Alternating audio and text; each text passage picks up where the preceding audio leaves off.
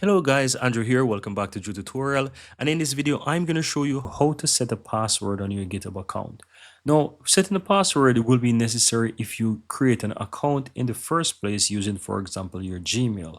That's going to basically give you a sign on with your Gmail credentials. But if you want to make an account password, you'll need to set that manually. To do that, click your account on the upper right hand side and click on settings.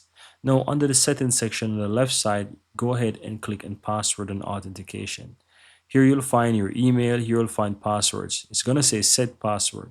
So click on set password, and from here you will need to enter your email address or just confirm it.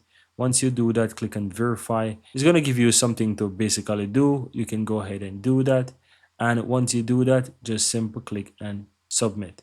And once you submit it, if all checks in, you'll have a successful verifying, and just simply click set password and just simply click send password and reset email.